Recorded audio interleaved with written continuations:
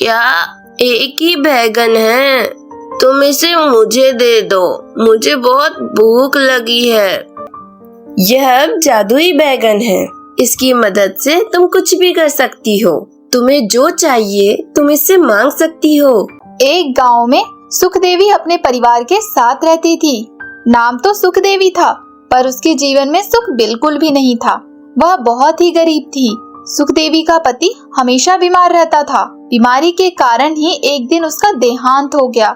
सुखदेवी की 2 बेटियां थीं, जो ज्यादा बड़ी नहीं थीं। सुखदेवी के पास खाने के लिए पैसे नहीं थे, जिस वजह से उसने अपने घर पर बैगन के पेड़ लगा रखे थे और रोजाना बैगन की सब्जी बना दिया करती थी।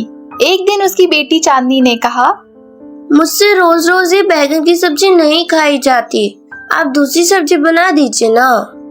बेटी, मेरे पास पैसे नहीं है, और वैसे भी इस सब्जी में क्या है, जो मिल रहा है वो खा लो। नहीं माँ, मुझसे नहीं खाई जाएगी। आप रोजाना एक ही सब्जी बना देती हैं। मैं तो इन बैगनों से तंग आ गई हूँ। पर वह अपनी दोनों बेटियों को समझाती है, जिसके बाद उसकी दोनों बेटियां मान जाती हैं। धीरे धीरे समय गुजर रहा था। सुखदेवी को अपनी गरीबी देखकर काफी दुख होता था। जब बैगन ज्यादा होते तो वह उन्हें बाजार में बेच आती थी, जिससे उसे 2 पैसे भी मिल जाते थे और वह उनसे घर का सामान ले आती। एक दिन की बात है, उसके दरवाजे पर एक बूढ़ी अम्मा आती है। अरे बेटी, बहुत भूख लगी है, कुछ खाने को हो तो दे दो, 2 दिन से कुछ नहीं खाया है।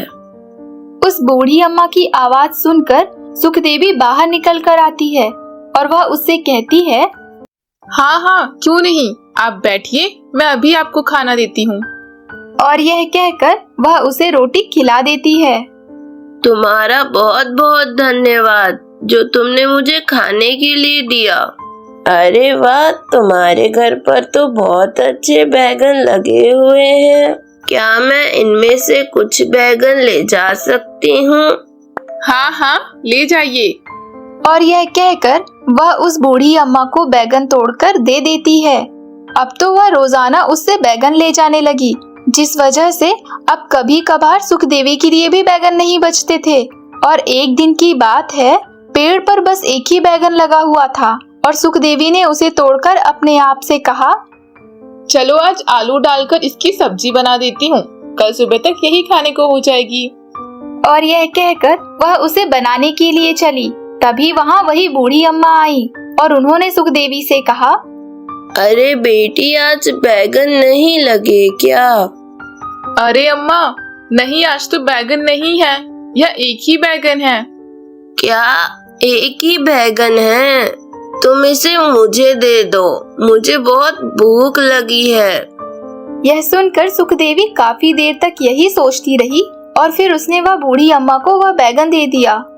ठीक है, आप ले जाइए, मैं अपने बच्चों के लिए कुछ और बना लूंगी। यह सुनकर वह बूढ़ी अम्मा एक परी के रूप में आ जाती है और उससे कहती है, मैं बहुत खुश हुई, तुम एक दयालु इंसान हो।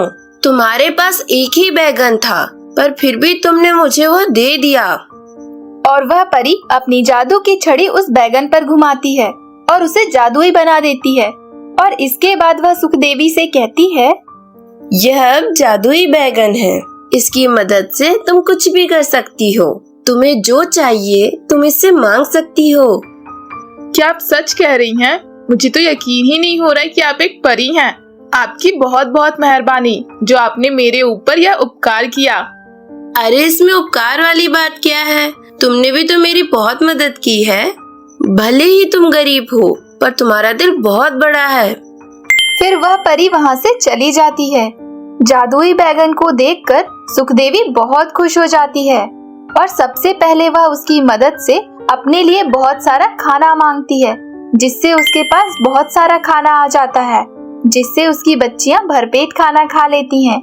और इसके बाद वह जादुई बैगन की मदद से एक बहुत बड़ा घर मांगती है और उसमें सारी सुख सुविधाएं भी मांगती है, जिससे उसे एक बहुत अच्छा घर मिल जाता है और उसमें सारी सुख सुविधाएं भी होती हैं, जिसे देखकर वह बहुत खुश होती है और उसकी बेटियां भी बहुत खुश होती हैं। और वह अपनी माँ से कहती हैं, माँ, ये घर हमारे पास कहाँ से आ गया? हम लोग इतने अमीर कैसे हो गए? बेटी, यह सब उस बूढ़ी अम्मा का कमाल है। वह एक परी थी। उसने ही हमें जादुई बैगन दिया है, जिससे हमें ये सारी चीजें मिली हैं। तो दोस्तों, ये थी जादुई बैगन की कहानी। अगर ये कहानी आपको अच्छी लगी हो तो वीडियो को लाइक कर चैनल को सब्सक्राइब जरूर करें। साथ ही अपने दोस्तों को भी शेयर करें ताकि वो भी इसका आनंद ले पाएं। धन्यवाद।